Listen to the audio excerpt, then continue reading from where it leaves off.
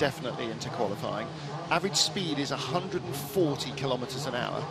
That's average speed, so more than the motorway speed limit on the continent, which is normally 130. So they are averaging 84 miles an hour around the streets of a hilly Portuguese country town. It's quite quick, Matthew, quite quick. And bearing in mind, there are 3 very slow chicanes in there. Yeah, almost... first gear stuff, properly. Yeah, almost stopping the car to almost a standstill, which they've had to introduce just to try and slow the whole place down, because otherwise it'd be mind-blowingly fast. Last bit of cooling coming in there for Sebastian Loeb. It's warming up nicely outside. It's a truly gorgeous day outside. Yeah, because they don't have air conditioning or any of that malarkey. It adds weight and also draws power. You know, and when you talk about the first 2 drivers, 800ths of a second separating them. Yeah. You know, you can't have any draw. 1 horsepower you don't want to lose. You're after every last fraction. And they do in GT racing now. They have maximum minimum cabin temperatures, and that's just a mandatory rule for everybody. And they do also in rallying, but it's also more done on the overrun of the engine that powers it. And it's not such a critical thing. A bit of, is that repair work, or is that? A little bit of tarmac breakup. A bit of gaffer tape will sort that out, don't you worry. Or is that a timing loop being reapplied? Okay. Nice little view of the grid there, obviously, because the grid avoids the first chicane. Yeah. So we're going to go straight on down there, and it's going to be the start is going to be hyper critical. You know, you fluff the start a wee bit, you could drop 2 to 3 rows, never mind 2 to 3 cars, and it's going to be a big long run, and that means they're going to arrive at turn 4, 90-degree left-hander, extremely quickly and extremely bunched up. So it's going to be the start is going to be very critical indeed tomorrow. Quick as stink. And then the chicane will be reinstated. Essentially, the front row of the grid would almost have to be pointing into the chicane to try and use it at the start, and all you do is guarantee a mega pile-up. So they go straight through down the escape road, or on the road as opposed to through the chicane, and then at the end of lap 1, the chicane will be back in operation and everybody will use it at the start of lap 2. So cars, engines are running, and confirmation from our race director Mirek Bartos that the session will start at 12:15. So in fact we have caught up 15 minutes. Wrong graphic there. Session will not be resumed. It will in fact be started. Okay, here we go. Oh, Fred.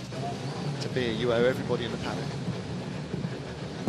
So Jose Maria Lopez was fastest in was second fastest to Ivan Muller in the first free practice. Norbert Micheli's 3rd quickest, and it was Ivan's lap right at the end, wasn't it, that pushed Norby down out of second. I said that he was 2nd quickest, that was in my head, but in fact he did get eased down to 3rd when Ivan popped to the very top of the pile. Sebastian Loeb 4th in his Citroën C-Elysée ahead of teammate Qinghua Ma, and then 3 more Hondas, Tarquini, Montero and Girolami in the top 8.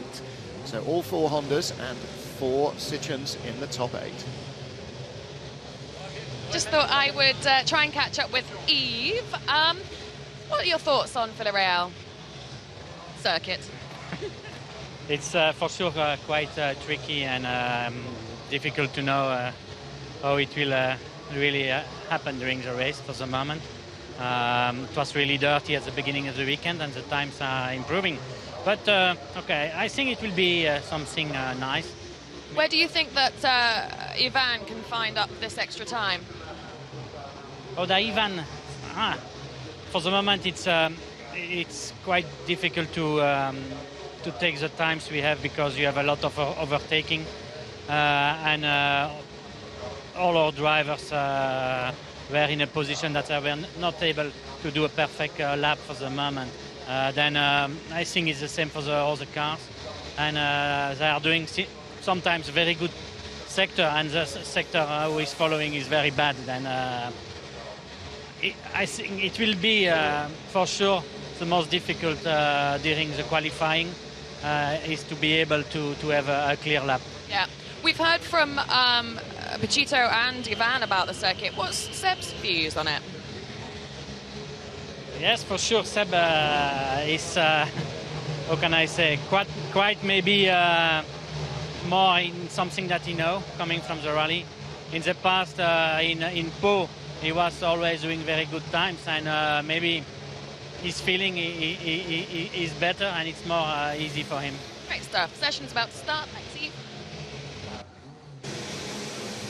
I have to say, for all that free practice is going to put the cars and the drivers right up against it once more, qualifying is going to be very hard work indeed, because it's a long lap, and it'll be very, very easy to have a lap ruined by catching traffic just about anywhere. So it really will be hypercritical to have eyes on the mirrors when you're building up to speed, warming up your tyres, or having finished a lap, and not wishing to ruin them by overheating them again. The session starts, and we will try and get a bit of a chat around the lap from Rob Huff again. Now, we have seen a couple of times, those of you who are keen watchers of free practice, hello Mum, that a couple of times we've had drivers make errors while they have been talking us around. Norbert Mikulits put his Honda off into the gravel trap in the final corner in Slovakia, and Hugo Vallant overcooked it in Paul Ricard, luckily without too much danger. However, here, Matt, patting your tummy and rubbing your head, or patting your head and rubbing your tummy, whichever way around it is, while doing an average speed around these narrow, bumpy streets of 140 kilometres an hour, that's going to be quite hard. Yeah, some drivers, every driver's different of what the information they can take on board and what they can process. And it's always the multitasking, isn't it? It's like asking your wife to do the ironing and the cooking at the same time, so... But no, I mean, some drivers don't like being talked to too much. Some can take being talked to heaps. You know, and like Flash in British touring cars in the Honda, he's like a little songbird on the radio. He's chatting away, going around all the time. You can't shut the guy up. But you know, it's processing that information, and a lot of the time, because life starts coming to you pretty quickly. You know, it's what you get used to. So I think Norby's drama at Slovakia Ring was more the handling of the car, catching him out, rather than the chatting to us and explaining his way around. And we were sort of anticipating that the Honda would look fairly uncomfortable here. It looked fairly uncomfortable on the billiard table that's Paul Ricard, and we're thinking, well, they're going to be really struggling to keep that rear end under control, and yet actually the thing looks really quite drivable. We saw Ivan Muller leading the train. Here we are coming down to the final chicane. And that little delay that we had before the start of FP2 has allowed Tom Chilton to get out on circuit and have the car fully prepared. If the session had started when it was supposed to at midday, I think Tom would have missed half the session because they were still fitting the rear bumper and various other things. But he did get out on the end of this train and therefore will miss nothing. Yep, and that means that Gabrielli is in front of him, which is always good news. He'll find it much harder to run into the back of him from there. Not to say that it would be impossible, however. Well, let's hear from Rob Huff. We will sit out and enjoy the lap with you.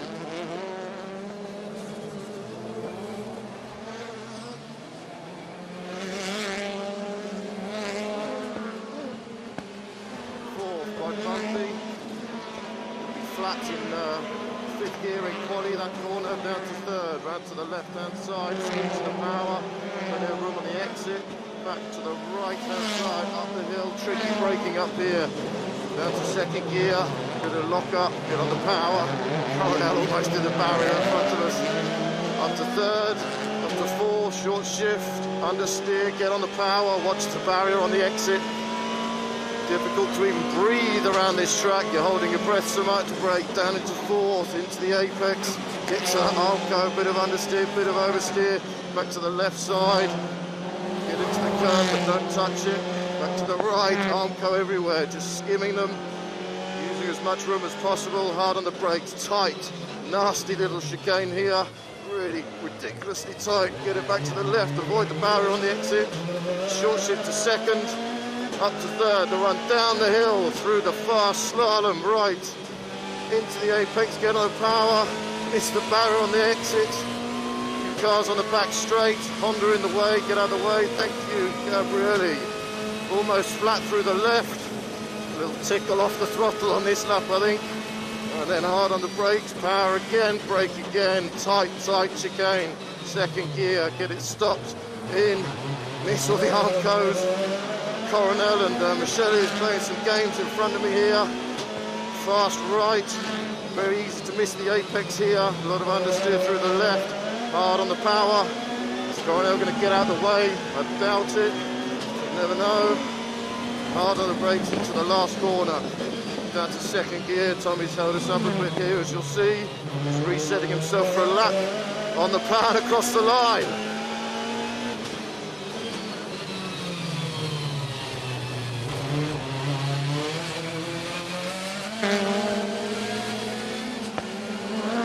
Always really interesting to hear from on board just what it does to you when Rob's thinking way ahead of the car, he's talking his way round, and you can hear in his voice, despite how fit these guys are, how physical it is around the track, Matt, working very hard.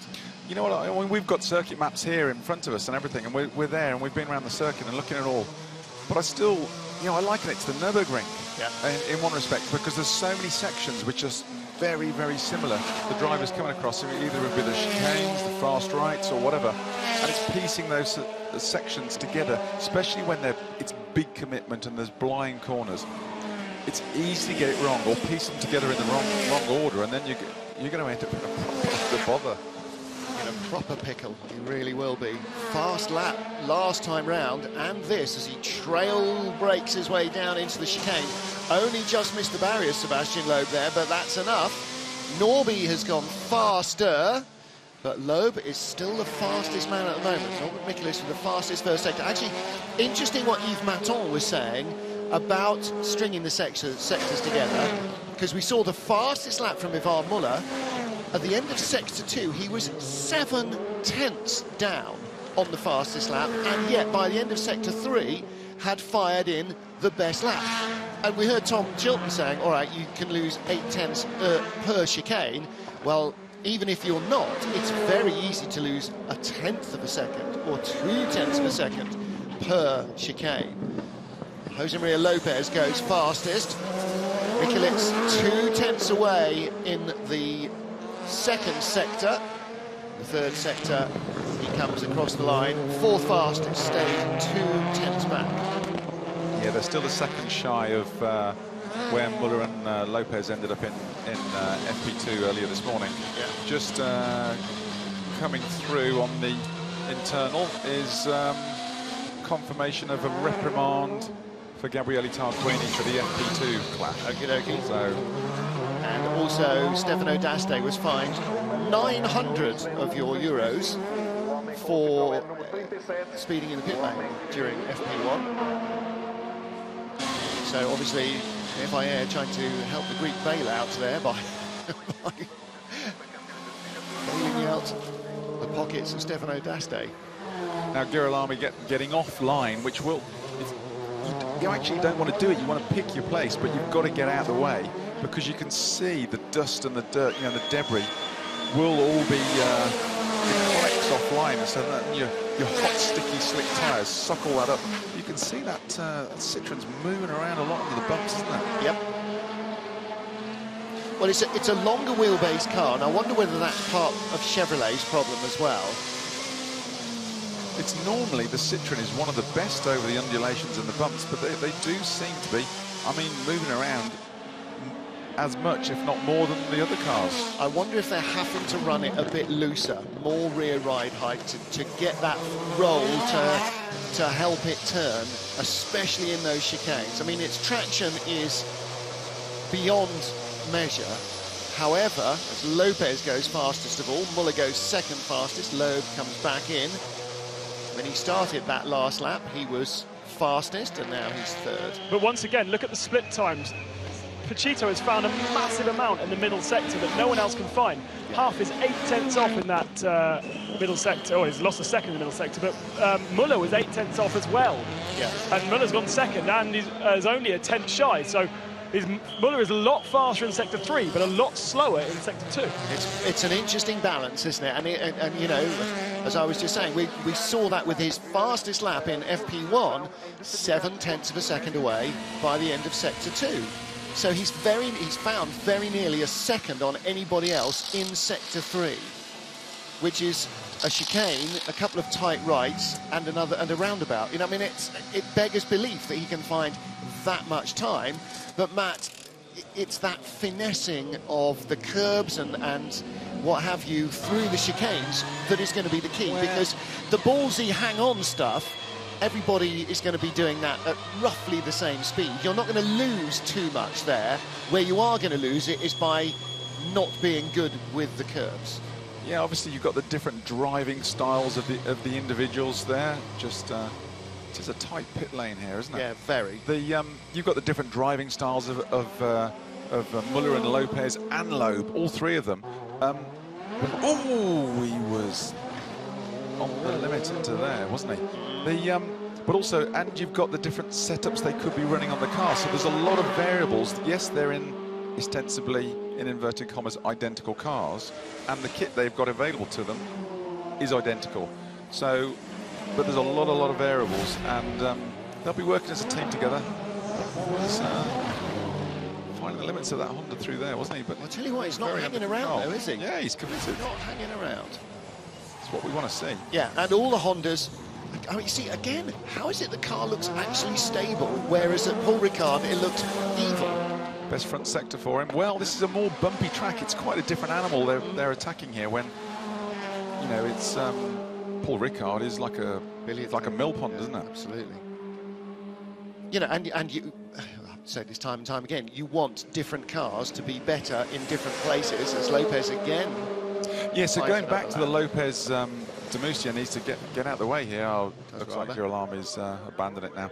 But the style or the setup might be suiting the middle sector for Lopez, but the middle sector is the bulk of the lap. It's 50% of the lap, so it's critical. And Muller needs to sort of focus on that area now to see what sort of time he can extract from that, because he's got the last one nailed, but it's always, you know, your car's never going to be perfect for every corner on the lap. You've got to be sacrificing certain areas to be good in the majority or better in the majority, and that's what, you know, they're seesawing backwards and forwards, which is the best route to go. But Matt, do you think it's set up, or do you think this is actually just still learning the circuit? Because invariably the sectors are pretty much the same in terms of characteristics. It's not like you've got a stadium section that's very twisty and then a flat out straight that's two different sectors. Basically they're sort of all pretty high speed corners except for these two chicanes. So is it the fact that somewhere Pachito has found much more speed in a particular corner that Muller hasn't?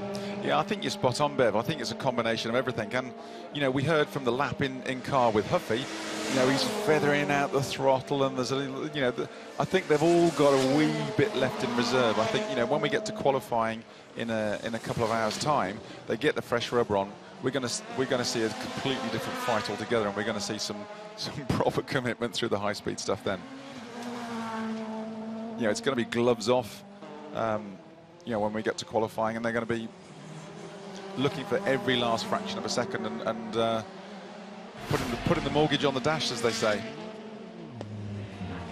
Dark Queen, you can see the undulations in the road there, just as he comes into the braking area. Which didn't help when he was trying to slow the car behind Tom Chilton either, because that's chattering away. Yeah, that's actually the corner where Girolami was, his was having a bit of a handful for him.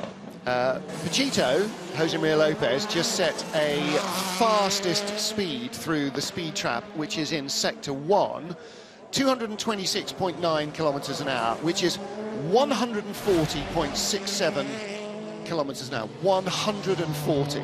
Oh. And still accelerating. I'm not quite sure where that speed trap is. Oh, avoid those sleeping policemen. Van Lagen up to 7th in the Lauda now. Yes, however, he has been warned and has lost a lap and has been shown the black and white flag for exceeding track limits. And again, as we said in FP1, exceeding track limits, well, that'll be this. Because you don't go wide anywhere because you hit the barriers. There is no wide. You don't go outside the track limits. You go through a chicane. So he's been warned about that. I mean, it's great. We are starting to. They are sort of all up in the ante a wee little bit now, starting to explore the limits. And Van Lagen has just lost another lap. So he's now lost 2 laps out of the last 2. Stefano D'Aste, fastest of all in the first sector by 0.006 of a second. And you see, it's that chicane that is going to stymie you. You're going to lose half a second by getting in just a fraction too deep because the barrier is so close there at the exit. yeah, as a driver, it's very frustrating. You know, there's no fast way through a chicane like that. You've literally just got to be methodical, get through there, and it's all about the exit with such long, straight sections after these chicanes. You know, your exit. Ooh. Quick one off mark. Slow in, fast out. D'Aste's lost it in the middle sector. Oh, and again, you see that barrier comes up to you fast, doesn't it? I think your life starts coming up to you pretty fast around places like this. Yeah. But again, we talked on air, and we talked off air as well between the sessions this morning about how it is the tracks with the bit of danger in them, with that frisson where you cinch up your belts again, even though you know they're as tight as they can go. They can still go a little bit tighter before you go out. Tracks like this, tracks like Spa, tracks like the Nordschleife of the Nürburgring, the ones that really, really get the blood going, those are the ones the drivers remember, respect and like more than others. Yeah, Mars just about to reset the bar for the Citroens at the moment, but they are still shy of where they were in FP1, so you have to say that Muller, Lopez and potentially Loeb have got a little bit more in reserve yet. Here's a crazy one. Go ahead. Jaap van Lagen has been given a black flag. So not a black and white flag now. Having lost 2 laps and a black and white flag, he's given a black flag, meaning no further taking part in this session. Yes. That's pretty harsh. That is harsh. And Ben, you know, I think the last driver to receive a black flag in European or World Touring cars was yours truly, myself, back in the day. So it doesn't happen. I can't believe Jaap van Lagen's been driving as badly as you. In other words, it doesn't happen very often. It doesn't happen very often. Oh dear. Well, you were probably about his age then as well, weren't you? That was a long time. No, that is below the belt. That is very below the belt. And all he's done is outbraked himself a couple of times at some silly chicanes that the FIO put in. I mean, come on, it's not probably don't think it's repeatedly, bad, is he? probably repeatedly at the same chicane. Oh, absolutely, but it's not. He's not doing it on purpose, and it's not something that's putting other drivers in danger or anything like that. I think that's incredibly unfair. I think it's very, very harsh. How are you expected to find the limit as a racing driver if you can't use the escape road for what its purpose is? Ben, does that mean he's out for the whole session? Because sometimes they could bring you in and give you a talking to and then let you go again just after a slap on the wrist. Well, I suppose, will he have to not go to the race director first? Probably. He hasn't been summoned to the race director. Well, I think that's it for him then, which is it's not good because okay, he's quickest Lauda still, but he's going to miss that. No, he's not, because all of those laps will be excluded, so they won't. Yeah, I mean, that is just actually, in terms of safety on the circuit, excluding him for using escape roads for what they're supposed to be used for, is actually dangerous. It's dangerous to take him off the track. Yeah, Michelin's on the limit there. He's still their quickest Honda of the day so far. Yep. This session, so he's quite a way shy of where he was in FP1. Sebastian Loeb's Sebastian Loeb's fastest lap, by the way, is the fastest lap so far from anybody, a 2-minute 0.429 compared to the 7.49 that we had this morning. 2-minute 0.749. And yeah, black flag. Reaffirming that, yeah. That through turn 19 there, which we just saw Montero go through, the Honda actually looks really good. We saw Loeb earlier, and he's carrying a lot of understeer through there. Lauda was doing the same. The Honda actually looks, the front end on the Honda looks one of the better things through there. Maybe they've just got a good front end on the car, and that's why it's working well around here. Well, we don't often see them fiddling with the front, do they? We do quite often see them underneath the back with that access panel in the flat floor off and fiddling with rear suspension, and that's really key to making the front work, isn't it? Is getting that rear roll and getting that rear steer working for you to allow the front to survive, because they'll all turn in for a couple of laps no matter what you do with the rear end, but it's when you've burned that out of the tyre, that's when you need the rear to work for you. Yeah, it's working with the rear steer, but also, you know, you don't want too much. It's the static toe out or toe in. It's how the car reacts, because these cars, the more downforce they can get is on the front end, and you know, they can get them so they can turn in on a dime, but it's the rear keeping up with that. So it's that is the trick thing with them. Camber, caster, kingpin inclination. See, as hard to say as it is to understand. The whole suspension geometry, mindset has to be so spot on. Because otherwise, if you're out in one area, you just have this evil handling pig of a car that no amount of driver finessing is going to sort out. How close that is as you whistle through. Yeah, there's only a few inches or centimetres as we're in Europe to between him and the barriers through there. A confirmation that Jaap is out the car and the car's being wheeled back into the awning, so he's out. That could cost him as well. A few euros. He won't be buying the beers tonight. I'm sure it will cost him, however. I would be less worried about the financial cost and more worried about taking a driver out for half a session. All right, it's only 10 minutes in the end, and he does now know the track at least as well as anybody else. Lada's still struggling around here, down in 12th, 13th and 14th for Van Lagen, Huffy and Katzberg, so they're not having a good time with it at the moment. They need to find some speed from somewhere. It's not just Lada either. None of the Chevys are really performing up to snuff either, are they? The Chevrolet, the best is Hugo Vallant, who is 10th. And they're all very even on the weight penalty, you know, at the moment. It's not as though Citroën are drastically heavier and, you know, Honda have been given a break, because they're not. It's, you know, yeah. Well, Honda have got 30 kilos, Citroën 60. You know, and again, that's possibly something that we need to be looking at is, you know, for the future is... We talked about this last night when we were busy putting the world and many world championships to rights, that actually the system that we used to have where successful drivers carried the ballast and their teammates didn't necessarily, I still think has more merit in producing more winners, more different podiums and closer championships than just labelling it on a car. Plus, we used to have 80 kilos of ballast as a maximum, and now we have 60 with faster cars with more aero they've got more power, more grip. Was it 80 kilos? Or? Yeah, it used to be plus 80. That was the maximum the driver could carry. And now you've got much more powerful cars with more grip, bigger wheels, bigger brakes, bigger aero, and they're carrying less success ballast. But the purists would argue is then they're looking for finer amounts, so less weight would make more of a difference. Purist. But I do think it should be back on driver. That would close the championship up more so. Yeah. Quinn, you managed to get past someone without running the back of him. And it was a Chevrolet, but however, he has slowed right down. I'm going to tell him you said that. I opened my mouth while I was thinking that. Yeah, it was the wrong thing to do. Yeah. But it was said in jest, obviously. Obviously. I'm just saying he probably hasn't forgotten some trifling insignificance at Croft many years ago either, and he's still going to get you one night. If you wake up with a horse's head in your bed in the morning, don't come crying to me. Thinking as a purist, obviously having success ballast is an artificial way of closing up the field. What we really need is another manufacturer to come in and take it to Citroën. And there are a couple of rumours circulating around the paddock where we may well see at least one, if not two more manufacturers in the championship in the next 2 years. So almost certainly going to see one next year, which tends to be blue.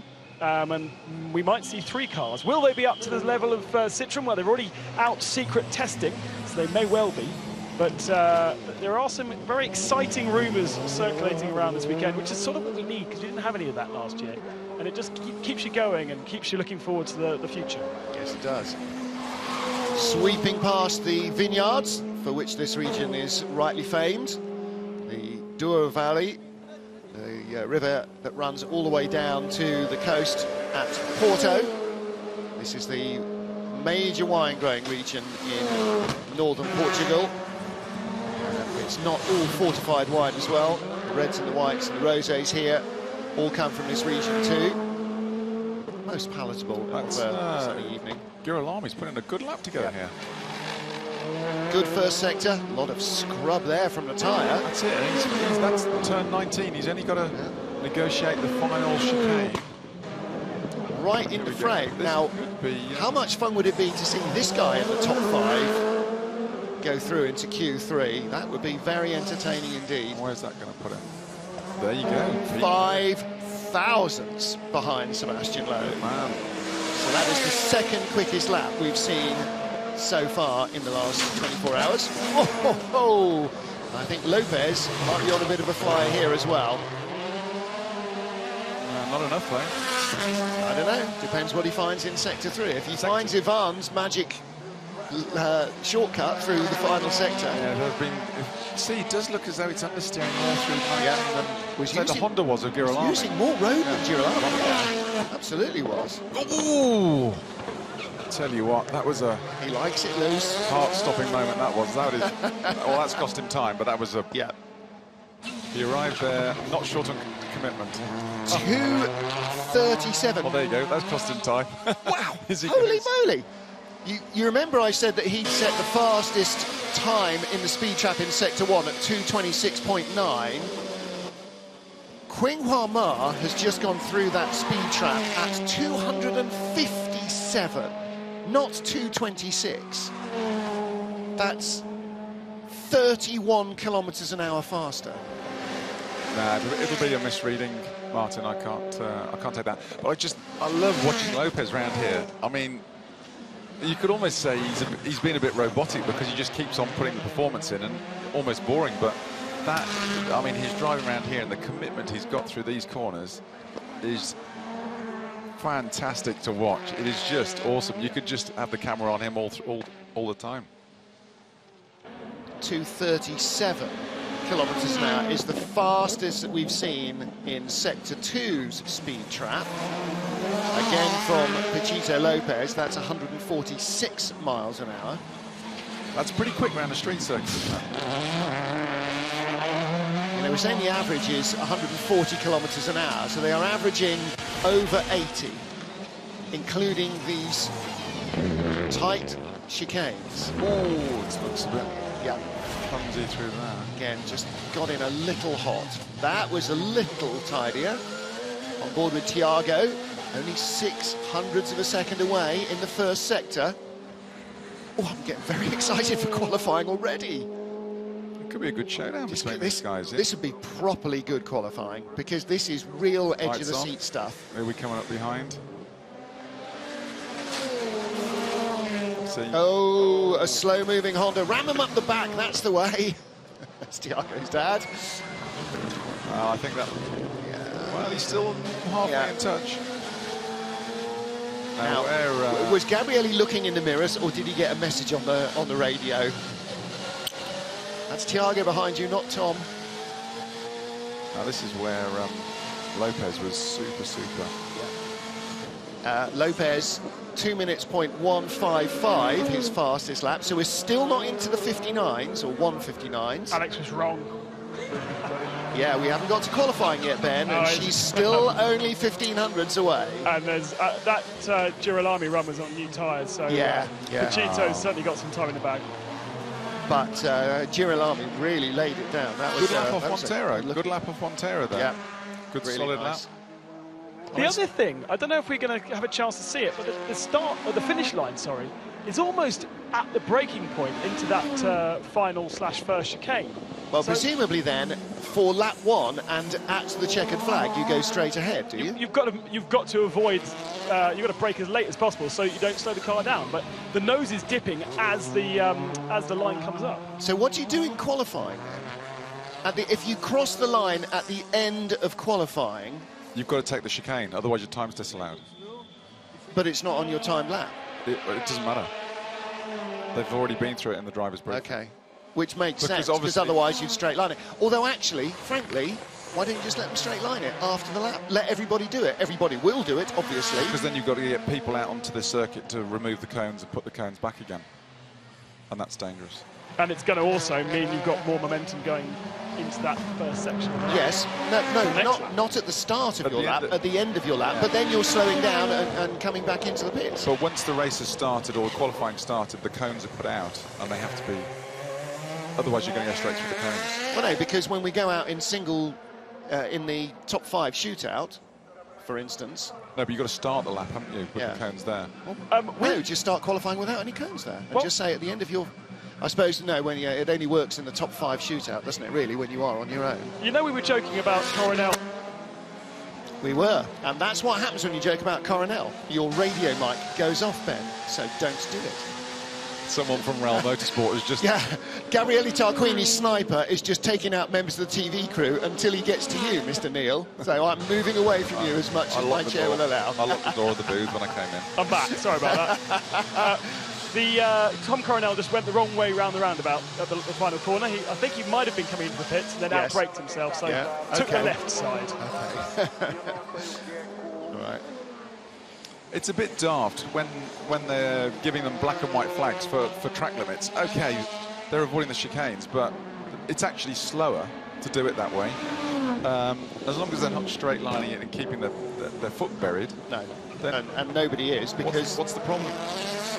nobody's deliberately going through the chicanes to gain any advantage, because A, they're not racing, and B, they're trying to learn the track as it is, not as it could have been were the chicane not there. So you've got to feel for Van Lagen and the others, you know. So it's actually whoa. Well, Lopez saw him coming, didn't he? Yeah. But had almost nowhere to go. Exactly. Like if the slower cars could straight line the chicanes as a way of getting out the way, Yeah. it would actually be a problem solved. Except But if you won't, they did it, you even won't if blooming dare to now, will No, you? well, even if you do it on your slowing down lap, you're going to get a black and white flag for it. Yeah. Or a mark on your card. I'm amazed that I'm letting Ginsberg out when it's a flag. I mean, they should, in theory. Session end, red light at the end of the pit lane. Yeah, you should be pushed back to your box. Except the red light at the end of the pit lane is only about halfway along the pit lane because it's the bottom of the hill. Yeah. And Nicky passed it when the green light was on and then had to go up the hill. And by the time he got up the hill, right. the red light was on. You see now, that can't be true, because it's 12:47 now, and the session finished at 45 because it started at 15. Yeah, so it's but he's taken been him sitting there for a 2 while. minutes to go up the hill. No, we've cut to him late. So he's been sitting there arguing. It's basically under. And then race controller finally said, yes, let him out. Arguing with some of the 3XL security guards. Well, no, I'm assuming that the guy at the pit exit was on the radio to race control, and race control said, yes, come on, right, okay, then let him out.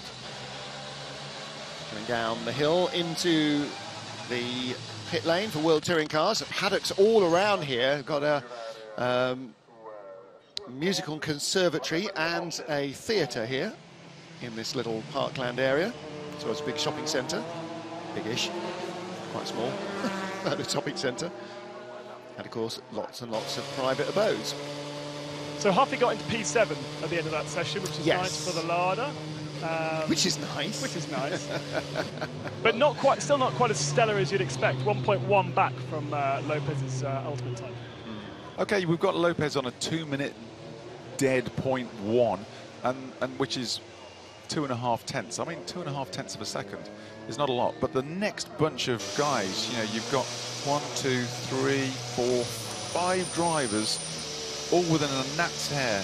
It's going to be ever so tight to try and get in that top 5, I think.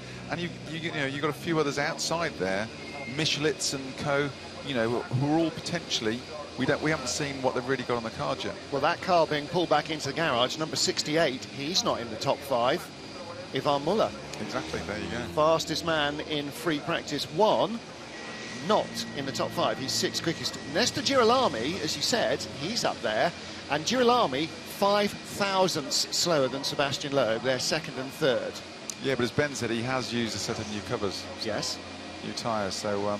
fairly do. That will be worth a fair bit round here. So I still think he's got a real opportunity to put this car into the top 5 and go through into Q3.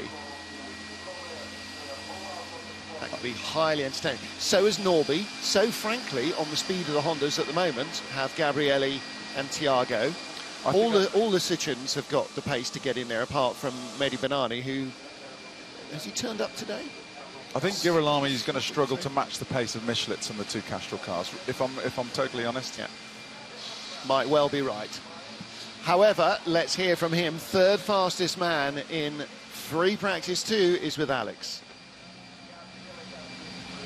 Down here with someone who has got a very big smile from ear to ear. Nestor, 5 thousandths of a second behind Sebastian Loeb. That's incredible. I know you're on fresh tyres, but feeling confident? Yes, I am very happy. The car was really good. I pushed fresh tires, of course, because I have only 8 tires for the Slovakia. The other team have a lot of used tires. And I am very happy because it's my first time with this strict circuit and it's so difficult, no? I simulated the qualification. It was really good. The car was amazing.